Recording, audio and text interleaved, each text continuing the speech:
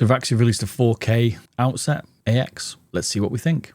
So is this mouse for you? Well, I'm going to go through a quick first impressions, tell you my thoughts on the shape, coating, sensor locations, dimensions. I'll give you an idea of whether you should even look at this mouse. So you're not sure who I am? I'm Bearded Bob, go over 230 mice, been into the gaming industry for a long time, into keyboards as well, and lots of gaming stuff, especially Tarkov at the minute, with some Valorant here and there as well. So if you're into that kind of stuff, you definitely want to stick around.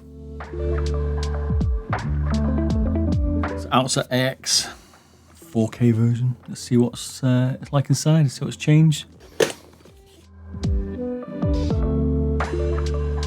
Initial thoughts, feels quite small actually, for an Ergo this thing. I'm not a fan of the side buttons still on these.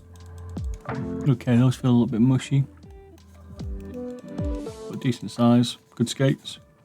Looks chunky at the back, doesn't it? Interesting what switches it's going to rock. Not too bad on pre. A little bit more on that one, but pretty decent. Don't like the way they've got the, like Logi do, where they try and add a little bit of a protective cable, but I guess you could still put a stock. Stop it wiggling, but you could still put a stock one in there if you wanted. Ooh, it's quite a bit of play though in them. That affects you when you push down and go left and right like that. So people might not like that. Other than that, quality feels okay. It feels rock hard. I mean, you could, if you over squeeze it, you can split the back up a little bit, but you're not going to do that to it. But other than that, it's the thing I don't like is they quite easily move left and right on them. They're pretty, yeah, not great. They've still got the same texture on the scroll. Coating's okay, nothing outrageous. Feels fairly grippy with like sweaty hands. Yeah, it looks small. It's quite decent though for my 18x9 for an Ergo. I quite like the shape. I've still got the same problem with most mice, where my thumb is a little bit further back, so it's difficult to reach the front switch. I'd like them a little bit further back, because when I bring my thumb forward, it rotates my hand, so I end up holding the mouse like kind of like that.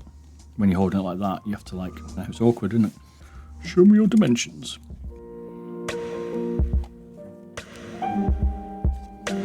Big booty. Big booty.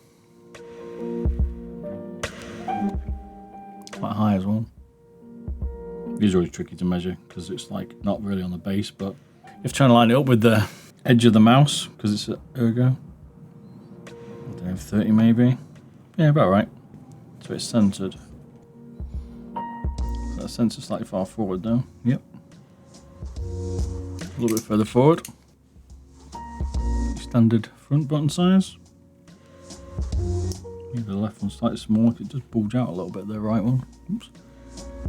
Watch it.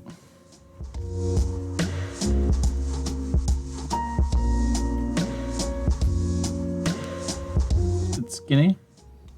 Decent size side buttons though. They tried to stop the post travel as well.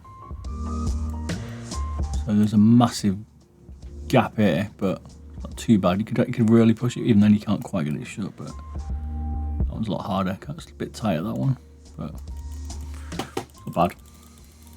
Overall, it's okay as an Ergo. If it is compared to Lamzu's Thorn. It's a little shorter. Look where my thumb is. You see that thumb position? That's fine. Yeah, see that difference?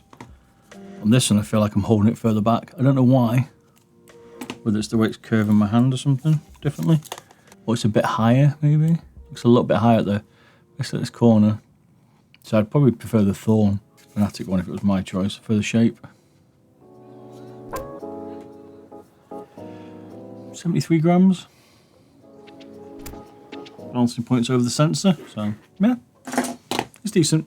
There's nothing special about it. That's probably what my main point would be, is it's a solid choice, but it's not like, I'm not thinking, holy moly, this is like blowing my socks off, do you know what I mean? It's not going to stand out in the crowd.